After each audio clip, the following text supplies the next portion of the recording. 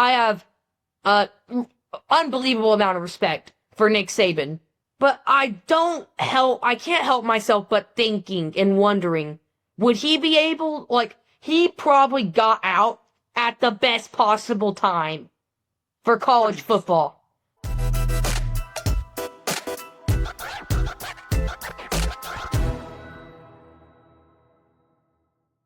What's going on, guys? Welcome back to another episode of Inside the Huddle. I'm your host, Alex Moss, here with my second host, the one you guys know, Oak Holden, and we are back with one of our biggest episodes per se. It's been a minute since we've been on here. Apologies about missing time, vacations, holidays, and everything. You guys know how it is, but we're here now, and we got a lot to go through in this episode. Obviously, FL's in their playoff stretch now. College football is in the national championship now, so we do have a lot to go over today, and I want to go ahead and just get us started. Let's talk about one of the biggest things going on in college football, Oak, and that is the Hoosiers. Indiana Hoosiers, man, undefeated season. I don't think anybody really saw this coming. Obviously, we know last year they were a playoff team. They lost to Notre Dame in that first round game, but now they're back, and they somehow surpassed everybody and made it to the national championship. They will face Miami.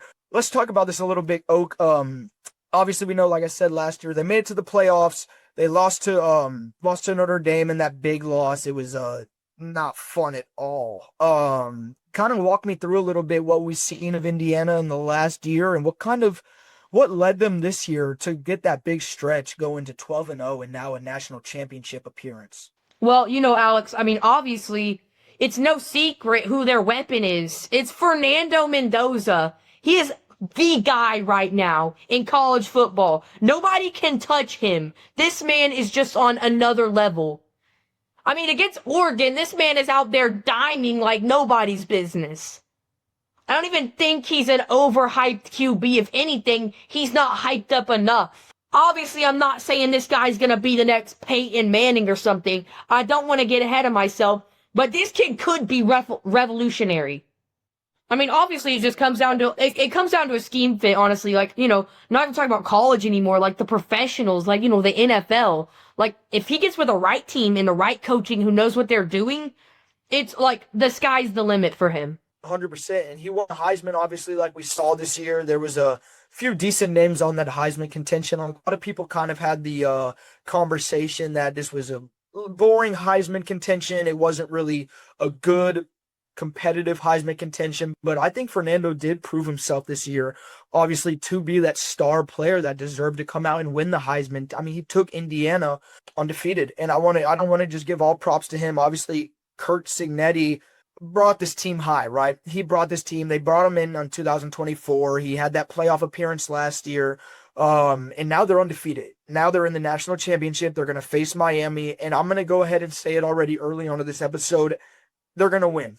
I haven't seen anyone been able to stop Indiana. And Miami's pretty good fight. No, I'm not. We're not looking at Wisconsin right now. You guys are irrelevant to the huge topic. I'm sorry, Alex, okay?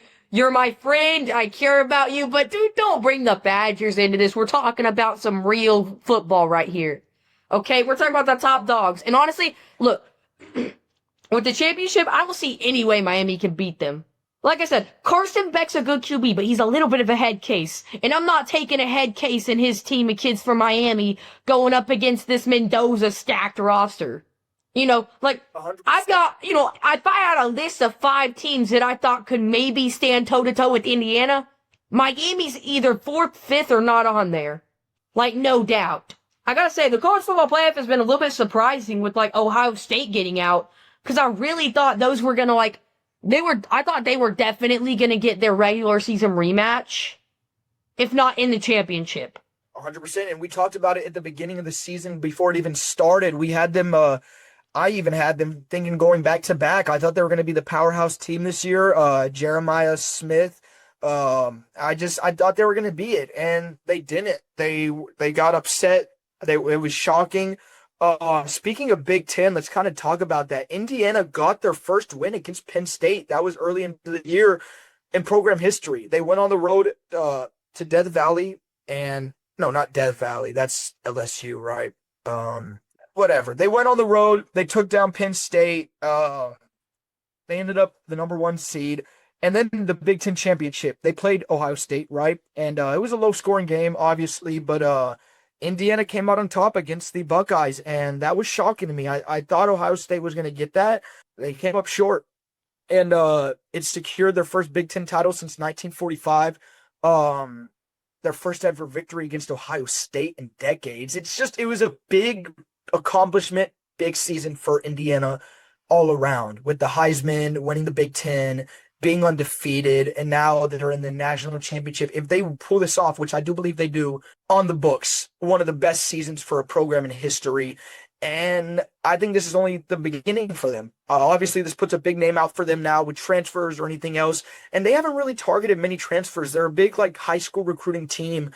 And that's what it's mostly come down to. Obviously, Mendoza transferred out. But it's big. It's big. And this is just such a big thing for Indiana and their team now to just start being on track to be one of the big names in the Big Ten. Well, I mean, they're obviously up there already in the Big Ten. I don't think they really have to build much of a brand after this season.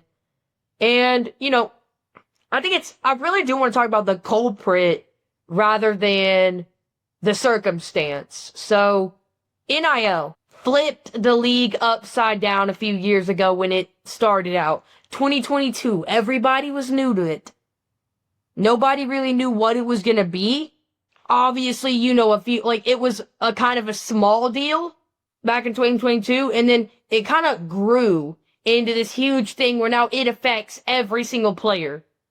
And because of NIL, Pavia could literally change football forever by getting freaking grown men in there playing against basically little kids in his JUCO lawsuit. I mean, if he's doing what I think he's doing, I could just go play 4 years of JUCO, then go play 4 years of, regular college football. And then, I can basically beat 27, 26, 27, 25 years old. And I can just dominate the league because I've got such an edge. And I can make NFL money. At this point, the NFL is literally competing against NIL. The NFL is losing, attention and fans and thousands of just, money and players because of NIL. There would be no need to go to the NFL if you made enough money. I mean, obviously they put a salary cap on it, which is a great, that's one step towards starting to limit this. But, it's like when the iPhone came out. There's nobody there to limit it. There's nobody there to watch it. And people are going to totally abuse the strategy. Pavia already has. Yeah, 100%. And that's what, we, like you were saying, we saw it in late 2021, 22's kind of. Transfer portal was new, right? Obviously, it was kind of just becoming this thing. And we only had a handful of players that were entering the portal. It wasn't a big thing. Nobody really wanted to, they were not used to it, so we didn't see many transfers, and we had maybe a season where total transfers would happen, and that would be that. And then once 23 and 24 came, we had, this season alone, we had over hundreds of players in the transfer portal before it even opened. And that's just kind of what the era of college sports is becoming. It's becoming just this, if I don't get to play here this year, I'm going to go. If I don't get what I want here this year, I'm going to leave. If I don't get enough money to play, even though I'm in school and I'm getting my athletic scholarships and everything, I'm not happy here. I'm not getting paid enough. I'm going to leave. And that's what it's been now in this current state of NCAA football and basketball, not even just football. It's just kind of what the way of the world we're in right now works. It's money and pristine. And it's just, it's a whole lot of things that tie into it there, but it is kind of just, it keeps growing. And I think it's only going to get bigger than what we've seen. Speaking back into my bad. No, you're good. Obviously, NIL is, it's completely new age of football. Coaches who had so much success before. Honestly, I'm being so honest. I have unbelievable amount of respect for Nick Saban, but I can't help myself but thinking and wondering, would he be able, he probably got out at the best possible time for college football. Like, I think he knew, honestly. He knew something, and he knew that, like, football was about to change. And he's doing just fine as an analyst and working on ESPN, doing pregame. Like, they're, I don't like it's just like Dabo Sweeney. I mean, obviously, if you look at it, Nick Saban's a much better coach, but I just can't help but thinking, would the new age of football overcome what probably the greatest coach ever of this generation? I just want to know. I feel like a lot of people would like to see that. What would happen if Nick Saban was still coaching? Would he end up, like, even, I'd like to see how he did with the best team. I mean, he kind of built, Alabama was a very prestigious program. You have Bear Bryant, the 70s, hard-nosed, real football. That's what Alabama was known for. And Nick Saban kept that tradition going probably better than anyone. And I think we found, honestly, we found out better than anybody that DeBoer doesn't have that same swagger. He doesn't have that style. He doesn't have that, tone in his voice that makes you want to snap out of it and listen to what this guy's got to say. But I just don't know. With players basically running their own careers nowadays at such a young age, it's easier than ever to get taken advantage of. I mean, people brought in NIL because they thought it was going to make it harder for players to get taken advantage of, but it's just made it easier. It's kind of had the reverse effect, honestly. I mean, if a player knows he's going to make a ton of money, and he hires a manager who's not the best dude, and that manager starts doing things, it's just like the NFL. It's just like the NBA. It's just going to become a business. And I know y'all out there listening. I know me probably more than anybody on this earth. I don't want to see my football become a business.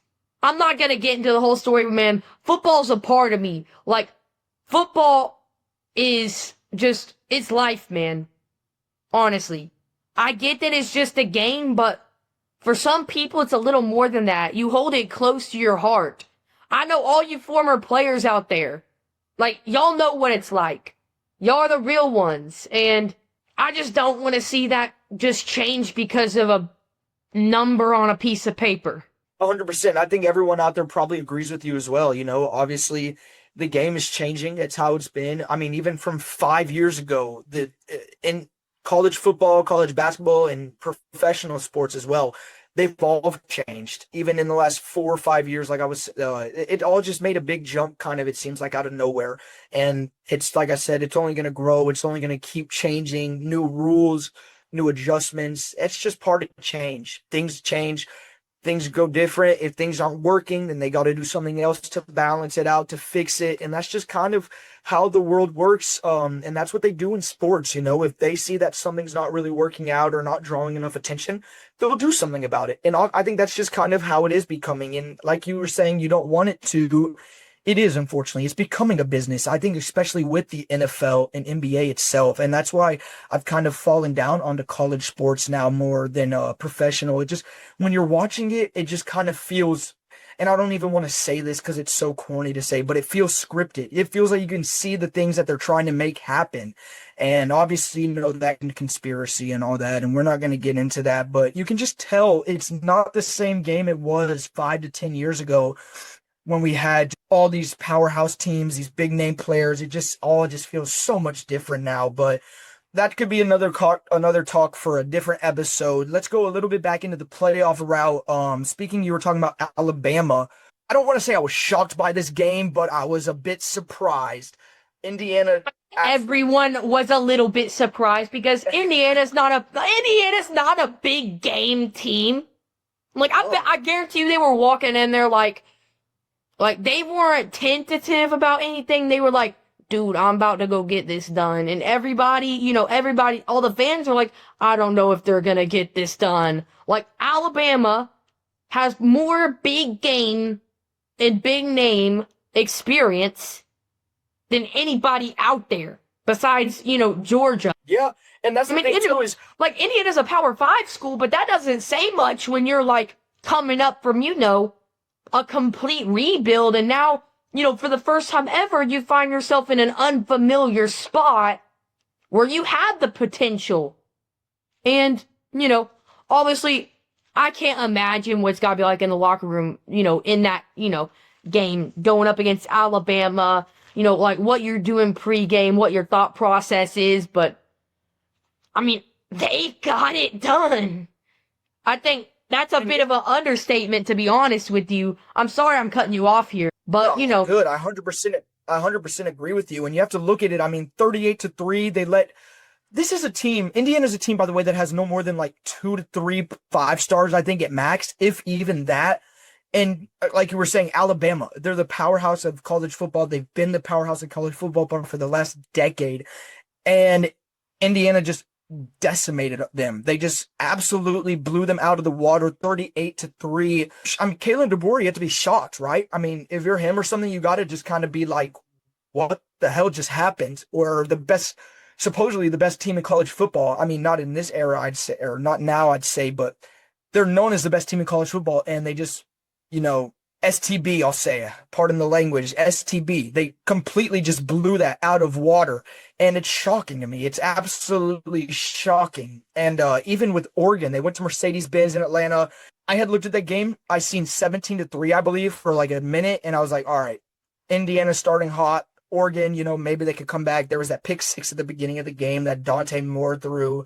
You still had hope, right? You were like, okay, Oregon. And then they just turned right around and like beat the crap out of Oregon. They did the same exact thing. Yeah. Yeah. And Dan, Dan Lanning's a good coach. He likes his players. He's a hard-fought working coach, which I like about him. His problem is he doesn't like. I mean, they beat Penn State this year, yes. This is the semifinals, and you blew it. 56-22. The game just completely got out of order. This isn't like, I mean, what do you think this is? The game? Like, what do you think this is? I mean, you've got, a shot at I mean, obviously it's just a game. It is football. But, I kind of worded that a little poorly. But I mean, what the heck do you take this for? You know what I mean? I mean, obviously, Indiana's a great team, got respect, but you could have tried a little harder. I mean, if you saw them at the end of that game, clearly, that's a broken team. I've seen it like thousands before, and I love mentioning the word will, because both teams walked in with the will to win, but one team's will overpowered the other and just completely shattered them. Frying pan, meat face, ball game over. Say that again. Frying pan, meat face, ball game over. I like that. And I 100% agree. And it's just, I was telling my boy this the other day. I was like, Indiana's playing like a video game. They're playing this season like it's been a video game, putting up 50+ points against almost every team they've played. It's like if I was doing a rebuild in college football 26. That's what it's felt like their season has been like this year. They won a Heisman. They're the number 1 team in the country. They've beaten all these high-name teams in the playoffs. It genuinely feels like a video game simulation that we're witnessing. They turned this freaking thing to rookie mode. It is. Shout out to Cliff Signetti. Shout out to Fernando. It is absolutely unreal what they've been able to do with this team. It's like playing on legend mode for like 20 years straight, and then one day just like, I've kind of had enough of this. And they're just switching it to rookie mode and doing like a team. It's like a team full of, max overall. Just maxed out every stat going up against, regular teams. That's what it's felt like. This is one of the most dominant teams we've seen since Joe Burrow in the LSU Tigers. Honestly, the Heisman was the same way. I mean, the competition was as good as Joe Burrow's Heisman. I mean, you're sitting on the couch, right? You got a little bit of anticipation. You're like, maybe Julian Sane could pull up, but deep down, we all know. We all know. In that Heisman, they made the best pick they can. I love the Heisman, treasury. I love the committee. I feel like they always make good picks. Except for one. Charles Woodson. I'm never gonna let that go. we'll talk Just going about it in back another in time. episode. I love it. I've gotten extremely off track here, but I cannot say enough how mad I am that Peyton Manning did not win. He had a significantly better pro career. Don't get me wrong, Charles Woodson is still Hall of Famer, and you get him credit where credit is due, but Packers legend. he ain't Peyton Manning. I'm just gonna be honest with you. 100%. Rocky I Top. want to get into our next Go Vols. topic. Go Vols. For throwing up a W. You're a Badgers beat Michigan. Let's take a COB, pause. you're Let's take a average pause. Badgers fan. Your average Badgers fan. And I'm pausing the episode for it too. Your Badgers took down the number 2 Michigan Wolverines. Good night, Juwan Howard. That's your curse for punching Greg Gard in the face. We took you guys down. Obviously, they don't have a Juwan no more, but I just wanted to get that out of the way. Speaking of coaches and everything, let's kind of get into our next topic here. Coach firings, transfers, and stuff like that. Obviously, we've seen some big names, and I'm going to let you get into your opinions because I know you got opinions on coaching. It's one of my favorite things about you is your opinions on coaches. I'm going to list out a few of them before you get into it, and then you kind of just talk your way through some of these, what shocks you and everything like that. And I want to start off with some of the bigger ones. Obviously, Hugh Freeze was let go from Auburn early into the season after 5 losses. It was disappointing for them. Florida, Billy Napier was fired. That was another big one we saw this year. Not surprising per se, but needed. Brian Kelly. And then Brian Kelly. Yep. Penn State fired James Franklin Jr. Now he's a Hokie. UCLA let go of Deshaun Foster. And this is where I'm going to talk about some of the changes, like where coaches are now, and then I'll let you get into your segment. So obviously we all know Lane Kiffin transferred to LSU. And then flipped Sam Levitt. And then he flipped Sam Levitt. The number 1 commit in. Who was a lock for my Vols. So thank you, Lane Kiffin. You have doomed us once again. We hate you. Just so you know. Pete Golding will be taking over his place at Old Miss. Kind of excited to see what Old Miss can do with all that hatred. Obviously, they play LSU later into the season, and Tennessee. It's gonna be rocking, dude. All y'all, hey, if you're listening right now, you gotta make me a promise that you're gonna be either there or watching the game on TV. That one's gonna be rocking, I promise you. We're gonna run it back to when Kiffin came to Tennessee and we threw freaking mustard and golf balls at the guy. Ole Miss, y'all gotta turn right back around and give him a little more. He's gotten pretty good at dodging things. Let's put that to the test. I like that. That's good. Pretty much some of the biggest names we saw coaching-wise this year. I do believe if it was confirmed, Kyle Whittingham is going to be the next coach. Yes, it is confirmed. Kyle Whittingham is the next coach. Obviously, he was the Utah State coach. Michigan. Obviously, Sharon Moore was let go. We never actually did get into that, and I believe we were going to. Not really something we need to go deep dive on, but Sharon Moore was let coach of Michigan because you guys obviously know, if you're watching this, you've seen what happened. It was a big shock. It was a big news segment during that Christmas week kind of period. Kyle Whittingham, he's a decent coach. Obviously, he doesn't have any big accomplishments on his name that I know of. I could be wrong, so don't bash me for that. But I think it's going to be a good fit. I like Kyle. He's a decent coach. I like what he can do scheme-wise and everything, but, we'll just have to see how he can take on a big powerhouse school like Michigan, and it just comes down to how they did get Bryce Underwood back. People thought he was going to transfer after what happened, but Bryce decided to stay, so they'll get some more years with him. And you just got to see what happens. Obviously, it's going to be a big kind of iffy, rocky season for Michigan because of everything that happened, but you never know. Things can change. Dude, Things get upset. I'm not I get that you're kind of neutral on this, honestly, and I've got nothing against Michigan. But obviously, they've been the center of a few scandals over the past few years. And it's starting to add up on them. Jim Harbaugh, he knew things were going to get tough, so he did. He's like, yo, I'm out. I'm going to go see what the Chargers are up to. We're going to be horribly mediocre. And, y'all do your thing. Like, Sharon, get in here. You good, bro. And, obviously, their intern currently, before they hired the Utah State coach, Whittingham, that was the second time he'd been the intern this year. And I just want to, dig into that a little bit. Like, Michigan is just a chaotic team. Yeah. A lot of controversy, obviously. I'm not digging into much of it, but, obviously you had the Connor Stallion deal. Now you've got the Sharon Moore deal. I don't know, like, they gotta clear their name. Red card. It's just all adds up. They're not good. They gotta clear their name, obviously. They gotta clear their name, first of all.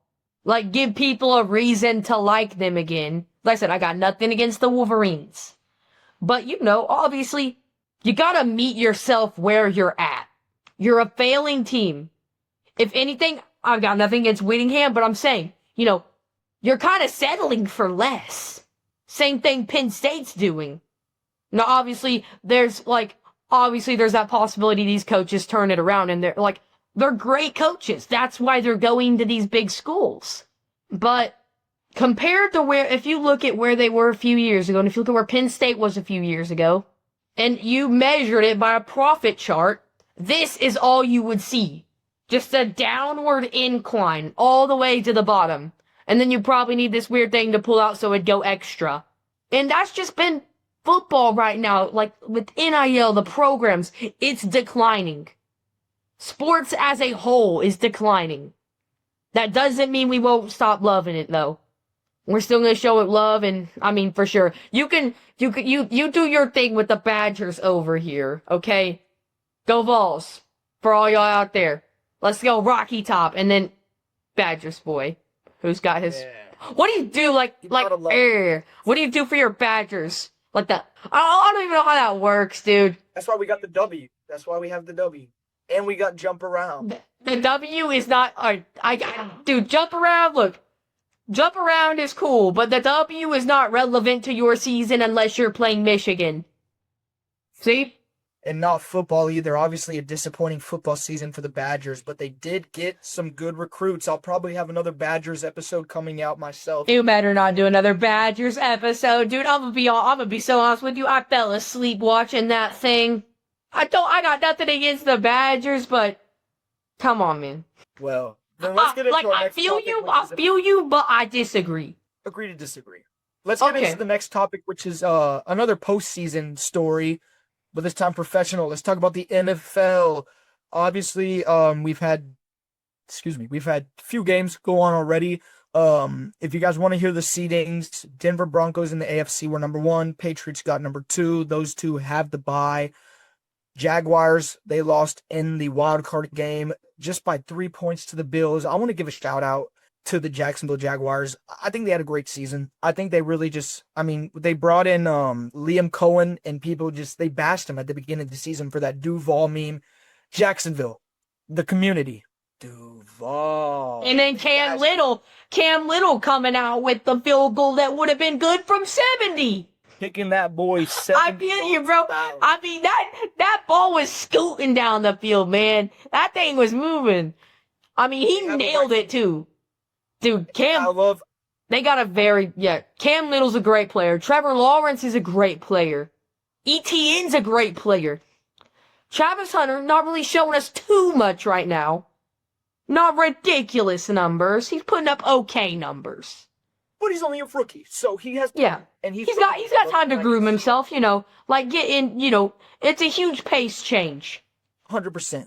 Steelers, sadly, Aaron Rodgers probably played his last game in the NFL last night. They fell, I want to say short, because it was a decent margin, 30-6. The Houston Texans take on that win. I thought that was a game that could go both sides. Aaron Rodgers has that playoff experience. What's the word? Experience, obviously, wasn't good enough. They fell short. Mike Tomlin today actually was just let go from the Steelers. I want to make sure I got that right, if he was let go or if he stepped down. He stepped down. So tonight, he's gone. And he's a good coach. Obviously, he almost had a winning season every year he's been in the league. Ben Roethlisberger, he's been around for a while. And you got to give your props to Mike Tomlin. He's a good coach. He didn't come up in big games a lot. And that's what Pitt Steelers fans weren't happy about. They had a mediocre 9-7 season almost every year. I wouldn't call that mediocre. On the scale of football, that's above average. It is. And don't get me wrong, the Steelers are a great team. They're a great wild card team. And the Texans, look, They're not what they were a few years ago when they, made that really deep playoff run, with Tank Dell and, you know, obviously that was, CJ Stroud. That was a huge, big time team. I thought they were going to be the real deal next year. Not nearly as good of a year. They've come back though. They're doing well. They're not as good, but they're doing well. And, defense practically ran the Steelers. I mean, they're like, get in here, okay? We own you now. You're gonna do this. Welcome to our place, where you follow our rules and do what we say. And they just completely, I don't want to, annihilated them. I mean, if you watch the fumble return, Aaron Rodgers, he's a great QB. Doesn't seem like a good teammate, and honestly, he's way too old to be in the league. Him and Phillip Rivers, too. Don't get me wrong, he can still definitely lead a regular season team. And I can't judge him off one game, but he's not if you want to be the Steelers again, he's not where you go. Obviously, the Broncos are doing just fine with, the young gun, Bo Nix, who's absolutely stepping up and showing off in the league. Good for him, man. I thought it was going to be a stepping stone process, not going to lie. I thought Bo Nix was just a step, and he's like, nah, I can do it all myself. Let me take y'all on my back. I'm going to carry y'all to the promised land. And their defense too. Him and their defense are running the show. Yeah, and I mean, look at the seedings. We have the Broncos number 1 and the Seahawks number 1. We haven't seen something like that since 2016. The Broncos have been cursed with quarterbacks after Peyton Manning was gone, and they found their guy in Bo Nix. They tried. They've absolutely found the guy. They've absolutely found the guy. Russell Wilson used all his good years with the Seahawks. I'm just going to be honest. So did Pete Carroll. I don't want to say Richard Sherman was good with the 49ers, but he was just so good. He was so good.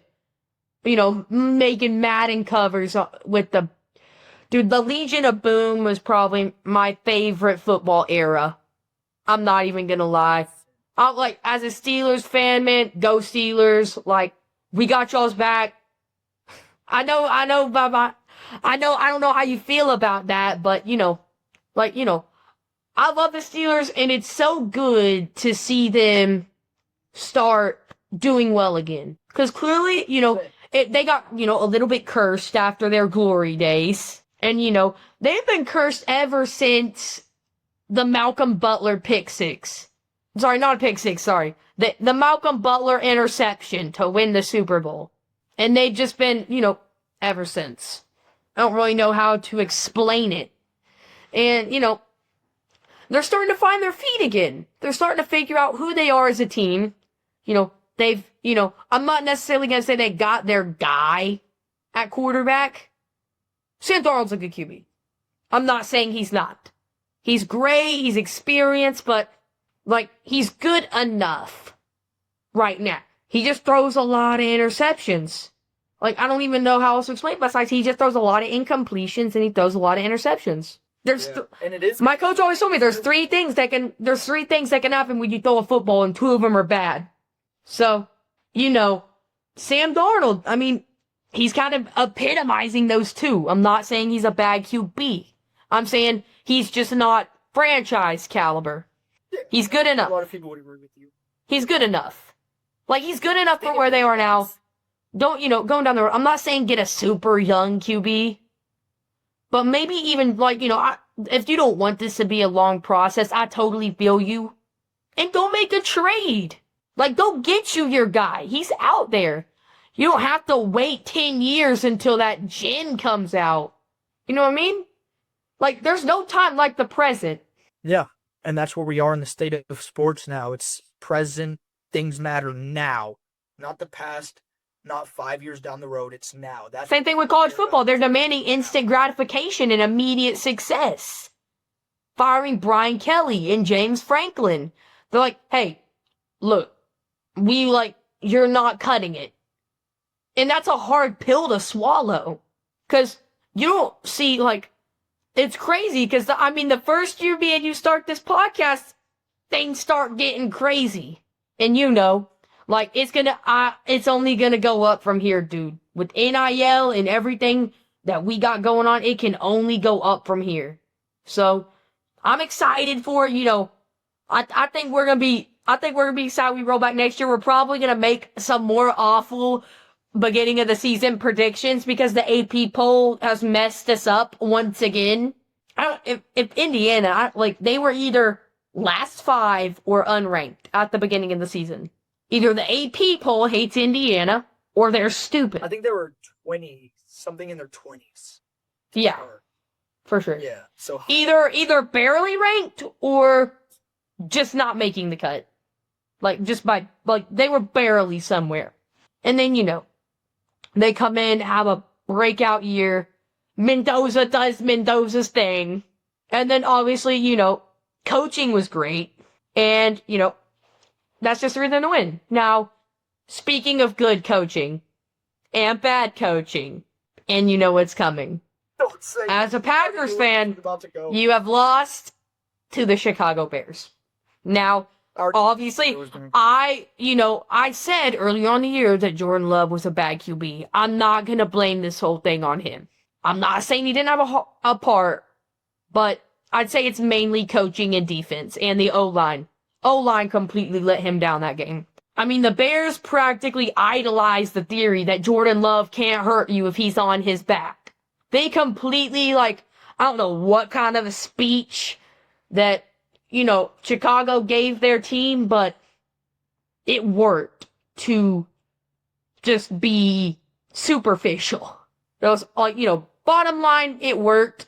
They came out, they dominated. Y'all's line just completely sold. So did your defense. Seriously, how do you give up that many points against the Bears? In the second half too. Let's talk about that there. Obviously, I don't think it's Jordan Love's fault. Jordan Love's a great QB. He has to work on his consistency just a little bit. Because he doesn't really do great in the big moments. But, obviously, looking into what really needs immediate fixing. First of all, coaching. The Bears have learned the key to your coach and his weakness. Your coach is very adamant in his thinking. He gets a thought in his head. He will stay with that thought for as long as he can go. The Bears, they have a plan. Gets a block. Something didn't work. Okay, that doesn't work. Pivot, make something new. Okay, this works. Do more of that. The Bears have a more universal and revolutionary way of thinking. It's just more present day, like we were going back to say. And I want to speak on that a little bit here. My bad. I want to speak a little bit here too. It was lost for words for me, kind of. Obviously, I don't want to put the bias out there as a Packers fan. I want to kind of just make this what we saw in the game and what we saw from this season, and not just putting my frustration out there because we lost to the Chicago Bears, which is always disappointing. But it was Matt LaFleur, and I'm going to say that it was Matt LaFleur. Obviously, the issue was how he game managed. And I have some of the stats and stuff pulled up here. They lost control of the game that was already set for them. They had a 21-3 lead. Obviously, Brandon McManus, disappointing game from him. He missed multiple attempts. Here's where the issue goes, though, right? And here's what I kind of was looking at a little bit here, too, on here. The play calling just kind of got a little shiveled, right? When we had momentum, instead of kept pressing on the gas, and that's what you're supposed to do. You don't let up, because that's when comebacks happen. And that's absolutely the floor. He let up. We had these big runs, and then it kind of just turned into slow-paced slop. I was looking here, they had predictable early first down runs. When they could have done anything else, they ran the ball when they didn't need to. They had a super passive second half, and I don't know if you watched the game, but I watched pretty much a little bit of the fourth quarter after I was getting pretty annoyed that we weren't making any moves. It's true. I mean, we were passive almost the whole second part of the game. We had drop balls. Josh Jacobs did not. He had 20-plus rushes with 50 yards. It's playoffs. This isn't regular season game. It's the playoffs. And 20 rushes on. Look, Josh Jacobs is a great running back, but if he's not having his day, then don't give him the pigskin. Clearly, the Packers did not care. I mean, at least get another running back in there, but That D-line was having y'all on lock. Like, I'm not even joking. It's the O-line's fault mainly. But props to that D-line, man. They were giving y'all no breathing room. Absolutely none. I don't even know how many quarterback pressures they had in that game. Much less sacks. It's just the second half. Y'all went out and dominated the first half. Then, they walk in, like who the heck they feeling like the second half. And then, y'all messed around and found out real quick. There's obviously a lesson to be learned. And I don't think, obviously LaFleur's probably going to get fired. I think every Packers fan wants LaFleur fired. That doesn't mean he will, but I think, I know you do. At least you think you do. And then, obviously there's a lesson within the lesson. It might not necessarily be just one person's fault. It's only a loss if you learn, absolutely nothing. So, you gotta get a takeaway. I'm gonna ask you, man. And I know this might be putting you on the spot a little bit. I know you've just been so mad, you haven't thought much about it. What is your takeaway? A change needs to come. That's what I want to say. I don't think that's the answer. I don't think the minute something doesn't work, I don't think the answer is just change it up. But that's the issue with me, though. That's a little bit of, I know, but that's a little bit of a more aggressive approach. And, obviously, I know this is a weird, route for me to take. Because this isn't, my style. But, obviously, I don't hate the Packers. I don't like them, but I don't hate them. So, I just don't know, man. I wanted to kind of go back to what you asked me, and I don't think it was just, this isn't one game this has happened. This is every year for the past 7, 8, 9 years, and this has happened to the Packers. Whether they lose in the semifinals to San Francisco, they lose off a botched punt, they lose off missed field goals, they lose from extra points not being made. It feels like almost every year it has come down to super small things. Even we played the Seahawks 10 years ago when we lost because we didn't get the onside kick. That happened again earlier this season. With Romeo Doubs, he lost us the game because he couldn't recover an onside kick. It just seems like it's all the time the Packers find a way to make a struggle. And this is what people have been saying recently is their youth. They're a young team. They have time. Well, no, because we've seen young players. I'm going to stop you there, dude. I get it. No, I get you're mad, okay? Obviously, I don't think it's the youth. Because a lot of teams are succeeding with youth. The Jaguars, we were just talking about it. You think they got grizzled ancients on their team? Nah. They got 3, 4, 5-year players. It's still a young group. And, I think the bottom line is, will Green Bay learn their lesson? Alright. I think that's it for the day. So, thank y'all for listening. This has been Inside the Huddle Podcast, episode 11. I'm Holden, and this has been Inside the Huddle.